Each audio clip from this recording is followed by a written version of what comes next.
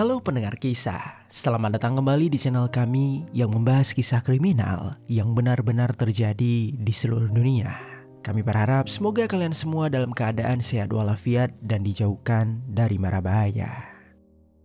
Pagi hari tanggal 13 Maret tahun 2019, masyarakat di sebuah kota kecil yang terletak di negara Brazil menjalani aktivitas keseharian mereka seperti biasanya. Ada yang sedang bekerja, ada yang sedang berbelanja, dan ada yang sedang menuntut ilmu. Hari itu tampak cerah dan tenang, namun tidak ada yang mengira kalau dalam hitungan menit, suasana tenang tersebut akan berubah menjadi sebuah mimpi buruk. Sebuah mobil berwarna putih berhenti tepat di depan SMA Profesor Raul Brazil. Dari dalam mobil keluarlah dua orang mantan murid sekolah tersebut yang sama sekali tidak tampak mencurigakan. Tetapi pada pukul 9:30 pagi hari, secara tiba-tiba suara tembakan bergema di dalam gedung sekolah. Jeritan para murid dan guru bercampur dengan dentuman kaca yang pecah. Dan dalam waktu kurang dari 10 menit, puluhan orang terluka dan beberapa dari mereka ada yang langsung tewas di tempat. As imagens mostram alguns alunos ao lado da secretaria logo na entrada do colégio. Bagaimana kronologi lengkap tentang kasus pengeksekusian massal ini dan apa motif dari para pelaku? Jadi beginilah kisah di baliknya. Di kota Suzano, Sao Paulo, negara Brazil, tinggallah seorang remaja bernama Guilherme Tauci Monteiro atau yang biasa dipanggil dengan nama Tauci. Tauci lahir pada tanggal 5 Juli tahun 2001 dan saat kisah ini berlangsung, Tauci sudah berusia 17 tahun. Masa kecil Tauci dipenuhi dengan kekurangan kasih sayang dari orang tua. Ayahnya memilih pergi meninggalkan keluarga sementara ibunya tenggelam dalam dunia narkotika. Oleh sebab itu, Tauci dan seorang adik perempuannya diselamatkan dan dibesarkan oleh kakek neneknya yang juga tinggal di kota Suzano. Tauci sebagai kakak bahkan sering membantu neneknya untuk menjaga sang adik yang masih kecil. Sehingga sejak usia muda, Tauci sudah terbiasa memikul tanggung jawab yang seharusnya belum saatnya dia tanggung. Dari pandangan orang-orang yang mengenalnya, Tauci tampak seperti anak yang baik. Dia tidak merokok, tidak meminum alkohol, dan jarang membuat masalah. Namun, semua itu seketika berubah setelah dia mulai bersekolah di Escola Estadual Profesor Raul Brazil, sebuah sekolah menengah ke atas yang terletak di kota Suzano. Sekolah yang seharusnya menjadi tempat untuk menuntut ilmu dan juga mendapatkan teman, justru menjadi tempat paling menakutkan bagi Tauci. Tauci sering menjadi bahan bulian dari para siswa lain karena wajahnya berjerawat dan pakaiannya yang serba hitam. Semakin lama, ejekan itu berubah menjadi sebuah kekerasan yang jauh lebih kejam. Dan yang paling parah adalah ketika beberapa siswa menemukan video dewasa yang diperankan oleh ibu kandung dari Tauci. Para siswa itu memaksa Tauci untuk menonton video tersebut. Bahkan setelah dipaksa menonton, mereka juga menghajar Tauci hingga babak belur. Akhirnya sejak saat itu rasa malu, rasa sakit hati, dan juga rasa kebencian mulai menumpuk perlahan-lahan di dalam diri Tauci. Kemudian untuk melampiaskan perasaannya, Tauci perlahan mulai menutup diri. Dia larut dalam dunia musik metal seperti band Slipknot. Dia terkadang juga menggambar beberapa karakter horor seperti Slender Man dan juga Jeff the Killer. Selain musik dan menggambar, Tauci juga tenggelam dalam dunia maya. Dia mulai tertarik pada ide-ide ekstrim. Tauci pernah membaca tentang sebuah tragedi yang bernama Columbine High School Massacre, sebuah aksi penembakan massal yang dilakukan oleh dua orang siswa di sekolah tempat mereka menimba ilmu. Alih-alih melihat para pelaku sebagai penjahat, Tauci justru malah merasa kagum kepada mereka. Dia menganggap para pelaku sebagai pahlawan yang berani membalas dendam kepada orang yang telah menindas mereka. Kemudian saat Tauci akhirnya berani melawan salah satu pembulinya di sekolah, Tauci malah tidak dibela oleh pihak sekolah. Dia justru mendapatkan sebuah hukuman. Akhirnya Tauci pun merasa kalau dia tidak memiliki orang lain yang mau melindungi dirinya. Setelah kejadian itu, Tauci memutuskan untuk keluar dari sekolah pada tahun 2018. Sejak keluar dari sekolahnya, Tauci mulai kehilangan arah. Dia tidak memiliki pekerjaan tetap dan tenggelam di dunia internet yang penuh dengan kebencian. Di tengah masa keterpurukannya itu, ada seorang teman yang selalu setia dengan Tausi. Dia adalah Luis Henrique de Castro yang berusia 25 tahun. Meski terpaut usia 8 tahun, Tausi dan Luis telah bergaul sejak kecil karena rumah mereka yang berjarak sangat dekat. Dan walaupun mereka memiliki sifat yang berbeda, keduanya terikat oleh kesukaan yang sama, yaitu musik metal, game, dan juga suka nongkrong di warung internet atau warnet. Kemudian selain itu, sama seperti Tausi, Luis juga pernah bersekolah di Escola Estadual Profesor Raul Brazil. Dia juga tak lama bersekolah di sana, bukan karena dibully, tetapi karena dia sering bertengkar dengan para guru. Luis dikenal sebagai siswa yang agak lambat dalam belajar. Dia bahkan pernah mengulang kelas sebanyak 3 kali. Hingga akhirnya dia pun memutuskan untuk pindah dari sekolah Profesor Raul tersebut. Menurut keluarganya, Luis ini dikenal sebagai pribadi pemalu dan mudah dipengaruhi. Dia bukan tipe orang yang suka mencari masalah, tapi dia lebih suka mengikuti apa yang dilakukan oleh orang lain. Sifatnya begitu pasif. Orang lain menonton sepak bola, Luis pasti akan mengikutinya. Dan akhirnya sifat pasif inilah yang membuat dia mau mengikuti apa yang dilakukan oleh Tausi. Padahal dari segi usia, Luis jauh lebih tua. Ketika Tausi mulai terobsesi dengan forum-forum internet yang memuja kekerasan dan juga ideologi ekstrim, Luis pun ikut tenggelam di dalamnya. Mereka bahkan terlihat memakai kalung berlogo swastika secara bersamaan, yang mana ini menampakkan kalau mereka telah menemukan identitas baru yang mereka banggakan. Sekedar informasi, simbol swastika adalah simbol kuno yang berusia ribuan tahun yang digunakan dalam berbagai budaya sebagai lambang keberuntungan dan kemakmuran. Namun bertahun-tahun kemudian, simbol itu dibajak oleh Nazi Jerman, sehingga menjadi simbol kebencian dan juga kejahatan. Ketika mereka semakin intens dalam sebuah pertemanan, obrolan Tausi dan Luis perlahan mulai berubah. Dari sekedar bermain game bersama, mereka kemudian mulai membicarakan rencana mengerikan untuk menyerang sekolah lama mereka, yaitu Escola Estadual Profesor Raul Brazil. Rencana tersebut sangat jelas karena mereka memiliki dendam yang masih tersimpan di lubuk hati mereka. Namun ketika itu mereka tidak langsung melakukan aksi mereka. Mereka akan mempersiapkannya dengan cara yang matang. Setelah keluar dari sekolah, Tausi tidak lagi mempunyai arah hidup yang jelas. Dia sempat bekerja serabutan dengan menjadi seorang petugas kebersihan, menjadi pegawai rental mobil milik pamannya, dan yang terakhir berjualan cemilan hotdog. Namun semua itu tidak bertahan lama. Di saat yang bersamaan, hubungannya dengan Luis semakin erat. Mereka menghabiskan banyak waktu berdua, baik di warnet maupun di rumah Tausi. Mereka terus membicarakan rencana-rencana gila yang akan mereka lakukan. Keduanya mulai menabung sedikit demi sedikit. Lalu setelah terkumpul beberapa banyak, mereka menggunakan uang itu untuk membeli beberapa senjata seperti pistol revolver, kapak kecil, busur panah, dan beberapa bahan untuk membuat bom molotov. Setelah mendapatkan senjata, mereka menyimpannya di kamar Tausi tanpa sepengetahuan dari keluarganya. Seluruh senjata ini mereka dapatkan melalui informasi forum internet gelap yang bernama Dogolachan.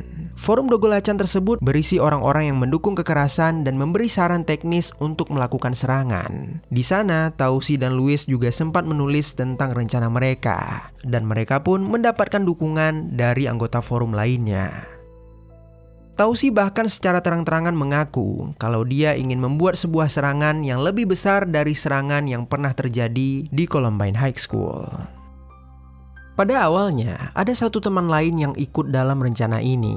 Lelaki itu bernama Greo. Greo bahkan ikut membeli kapak dan juga berlatih menembak bersama mereka. Akan tetapi, karena sering berbeda pendapat dengan Tausi, hubungan mereka pun menjadi retak. Akhirnya, Greo dikeluarkan dari rencana tanpa diberitahu oleh Tausi dan juga Luis.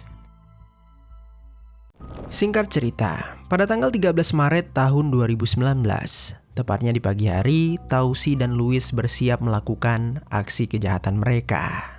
Pagi itu suasana rumah Tausi tampak biasa. Tausi berpamitan kepada neneknya karena Louis sudah menunggunya di depan rumah. Dia juga sempat memberikan permen kepada adiknya, lalu memeluk adiknya tersebut.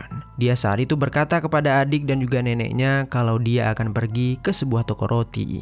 Saat itu tidak ada yang merasa curiga, meski di dalam hati Tausi dia sudah tahu kalau dia tidak akan pernah kembali lagi. Kemudian setelah itu, pada pukul 9 pagi, Tausi dan Louis langsung pergi menuju toko rental mobil milik paman Tausi. Ketika itu mereka telah membawa tas berisi seluruh senjata. Paman Tausi tersebut bernama Jorge Antonio de Moraes. Antonio ketika itu sama sekali tidak mengetahui kalau Tausi akan mendatangi dirinya. Beberapa menit kemudian sampailah Tausi di sana. Tanpa banyak berbasa-basi, Tausi meminta kepada pamannya untuk meminjamkan sebuah mobil karena dia ingin pergi berjalan-jalan dengan temannya. Entah apa alasan Antonio ketika itu. Setelah mendengar permintaan tersebut, dia langsung menolak memberikannya. Penolakan itu berujung pada suatu pertengkaran mulut. Dan akhirnya, setelah tak sabar lagi dengan ocehan si paman, Tausi langsung mengeluarkan sebuah pistol dan menembak Antonio tepat pada bagian dadanya. Singkat cerita, ketika ditemukan, Antonio sempat dilarikan ke rumah sakit untuk mendapatkan pertolongan. Namun di hari itu juga Antonio harus menghembuskan nafas terakhirnya. Lalu sementara itu, Tausi dan Louis berhasil kabur dengan membawa sebuah mobil berjenis Chevrolet Onix berwarna putih. Mereka bersiap menuju ke sekolah Escola Estadual Profesor Raul Brazil. Pada pukul 9:30 pagi hari, Tausi dan Louis tiba di depan sekolah. Keduanya saat itu terlihat memakai jaket, celana panjang, tas, dan juga topi. Mereka awalnya memantau keadaan untuk melihat di mana para target banyak berkumpul. Dan ternyata itu ada di dekat pintu masuk utama. Keduanya kemudian keluar dari mobil. Tausi yang berada di depan masuk ke dalam gerbang duluan. Sementara Louis menunggu aba-aba di luar sekolah. Tausi masuk melewati pintu sambil memegang sebuah buku agar terlihat seperti siswa yang datang untuk bersekolah. Lalu setelah beberapa langkah dia berjalan, Tausi secara tiba-tiba menjatuhkan buku itu dan mengeluarkan sebuah pistol dari kantong celananya. Setelah memegang sebuah pistol, Tausi langsung mengarahkan pistol tersebut kepada para target yang sedang berkumpul di ruang pintu masuk tersebut. Dalam hitungan detik, Tausi menembaki targetnya secara random dan membabi buta. Serangan itu sontak membuat para siswa menjadi kaget. Ada yang langsung terjatuh karena terkena serangan, ada juga yang berlarian untuk menyelamatkan diri. Tausi tak berhenti. Dia kemudian mengikuti target yang lari ke arah ruangan lain. Dia menerobos beberapa kelas yang sedang dalam proses belajar. Dua orang guru turut menjadi korban keganasan Tausi. Seorang guru bahasa bernama Eliana Regina de Oliveira Xavier tewas dihabisi saat dia berusaha menghadang Tausi. Lalu juga ada seorang guru lainnya yaitu Marilena Umezu. Dia ikut gugur ketika dia berusaha melindungi murid-muridnya. Sementara itu di sisi lain, Louis yang sudah mendengar suara tembakan dari Tausi langsung bergegas masuk melalui pintu utama. Ketika masuk, Louis mencoba menutup pintu agar tidak ada target mereka yang berhasil keluar. Lalu ketika baru beberapa langkah dia berjalan, dia melihat kalau beberapa target yang tergeletak di ruangan itu ternyata masih hidup. Dia pun menghentikan langkahnya dan menjatuhkan busur panah yang dipegangnya. Lalu setelahnya, dia mengeluarkan sebuah kapak kecil dan langsung menghantam target untuk memastikan mereka benar-benar tewas. Setelah puas mengkapak targetnya, Louis terlihat seperti hendak mengeluarkan sesuatu dari dalam celananya. Namun saat dia sedang melakukan hal itu, secara tiba-tiba beberapa target keluar dari arah yang sebelumnya dilewati oleh Tausi. Awalnya muncul seorang perempuan dan Louis langsung menangkapnya serta menyerangnya. Lalu perempuan itu berhasil lepas dari sergapan Louis. Dan beberapa detik kemudian muncul lagi beberapa siswa lain yang berlari ketakutan melewati Louis seorang diri. Louis mencoba menahan mereka, namun aksinya itu gagal karena para siswa cukup ramai dan mereka pun berhasil keluar menyelamatkan diri. Melihat semuanya berhasil keluar, Louis yang panik pun langsung masuk menuju ruangan tempat Tausi berada. Dan mereka masih melanjutkan aksi kejahatan mereka dengan mencari para target yang sudah berhasil bersembunyi. Ketika itu ratusan siswa berlari ke berbagai arah. Ada yang bersembunyi di ruang kelas, ada yang berlari ke arah toilet, ada pula yang meloncat keluar jendela untuk menyelamatkan diri. Lantai sekolah telah dipenuhi jejak cairan merah dan beberapa korban yang sudah terluka. Lalu di sisi lain, tepatnya di luar sekolah, kabar dengan cepat menyebar. Polisi militer Sao Paulo menerima laporan dan langsung menuju ke lokasi. Tak sampai 10 menit lamanya, sirine polisi meraung di luar sekolah. Pasukan bersenjata mengepung sekolah itu. Suara sirine tersebut ternyata menyadari Tausi dan juga Luis. Mereka merasa terjebak dan menurut beberapa saksi, mereka tampak seperti sudah menyelesaikan misi yang mereka rencanakan. Peluru mereka juga tersisa sedikit dan seluruh pintu keluar sudah dijaga oleh pihak kepolisian. Dalam detik-detik terakhir, Tausi mengambil keputusan. Dia menoleh ke arah temannya Luis dan langsung menembak Luis tepat pada bagian kepalanya. Setelah menyadari Luis meregang nyawa, Tausi kemudian melakukan hal yang sama kepada dirinya sendiri. Dan akhirnya, satu tembakan terakhir membuat tubuh Tausi ambruk tepat di dekat Luis.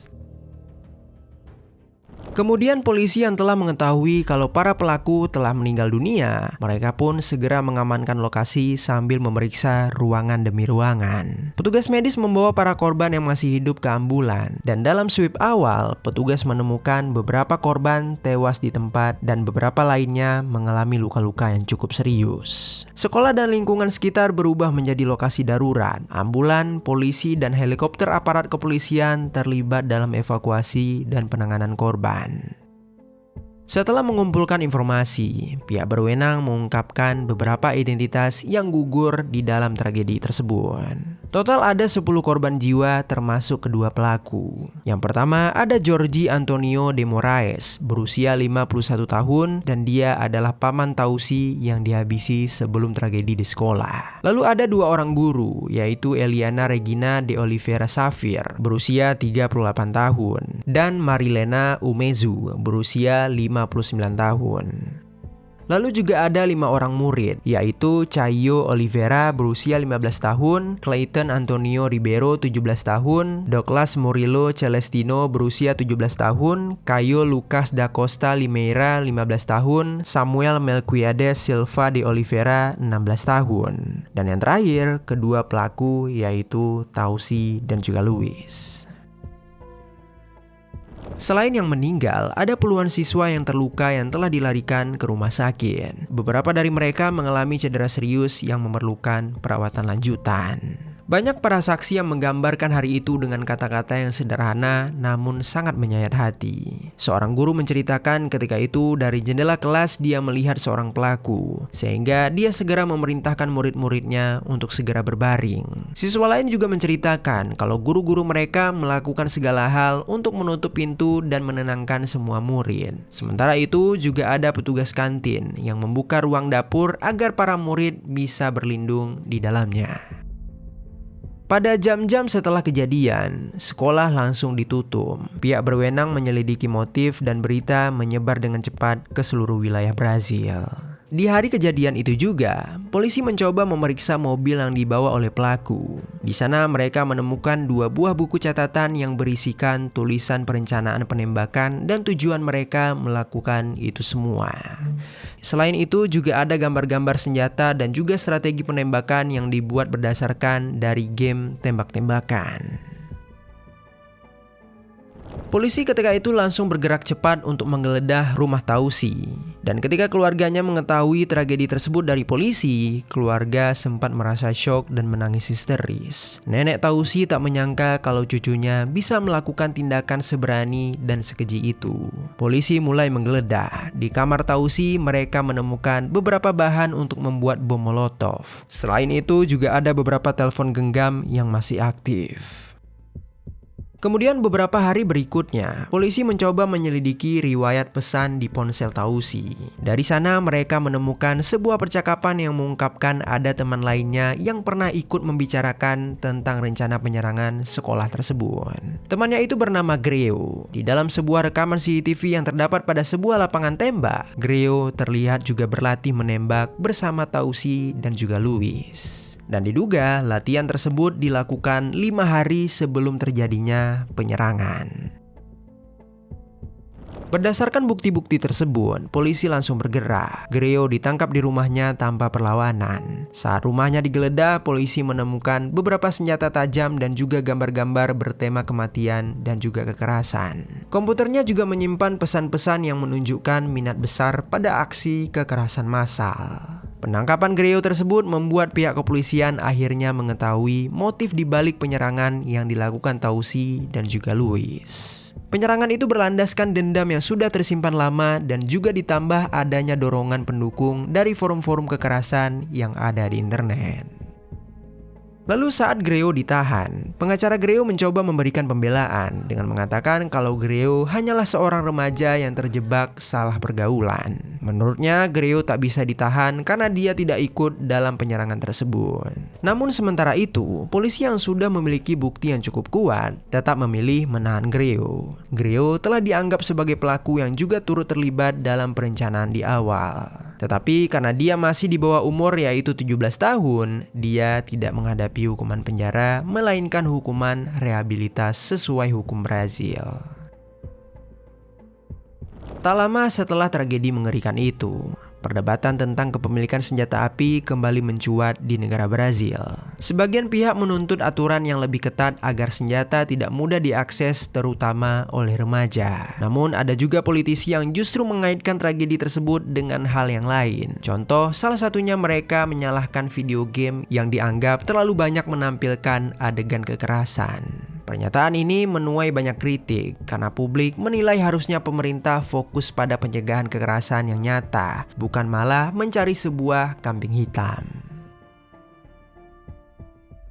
Penyerangan yang disebut dengan tragedi Suzano ini berakhir hanya dalam 8 menit. Tetapi dampaknya tidak berhenti sampai di situ saja. Apa yang dilakukan Tausi dan juga Louis ternyata memberikan jejak berbahaya. Tindakan mereka justru menjadi inspirasi bagi kelompok ekstremis online dan juga beberapa remaja lain yang ada di Brazil maupun di luar Brazil. Di sebuah forum gelap seperti Dogolacan, foto-foto Tausi tersebar dengan luas. Di sana sebagian pengguna menyebutnya sebagai pahlawan. Mereka juga meniru gaya fotonya dengan memakai masker tengkorak dan bahkan mereka juga mengangkatnya sebagai simbol perlawanan terhadap lingkungan sekolah dan juga masyarakat. Bagi kebanyakan orang, tragedi ini adalah bukti nyata bahwa luka yang lahir dari sebuah bullying dan juga dunia internet yang tidak terkendalikan dapat berubah menjadi sebuah pengeksekusian yang sangat nyata.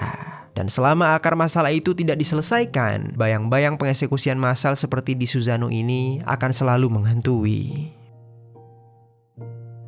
Setelah keadaan sudah kondusif, ratusan orang datang ke sekolah tersebut. Di depan pagar sekolah, bunga, lilin, dan juga pesan belasungkawa mulai diletakkan satu persatu. Banyak orang tua yang datang dengan air mata. Mereka memeluk putra-putri mereka yang selamat sambil menyadari betapa tipisnya jarak antara hidup dan mati di hari itu. Keluarga korban yang kehilangan anak atau kerabat, mereka tenggelam dalam kesedihan mendalam. Beberapa di antara mereka berbicara kepada media. Mereka menggambarkan anak-anak yang menjadi korban itu sebagai murid yang rajin, penyayang, dan punya masa depan yang panjang. Namun, dalam sekejap semua hal itu hilang seketika. Ada salah satu kisah yang paling menyayat hati datang dari seorang korban yang bernama Douglas Murillo Celestino. Douglas merupakan murid kelas 11. Dia sebenarnya sudah berhasil keluar dari area sekolah saat penyerangan terjadi. Namun, dia kembali masuk ke sekolah karena dia tidak melihat pacarnya keluar ketika itu. Dan akhirnya, Douglas pun meregang nyawa saat sedang mencari orang yang dia cintai. Untuk para korban di dalam tragedi ini, mari sama-sama kita doakan semoga mereka mendapatkan kedamaian dan ketenangan di kehidupan selanjutnya. Dan untuk kita semua, para pendengar kisah, semoga dari kisah kali ini ada pelajaran baik yang dapat kita ambil.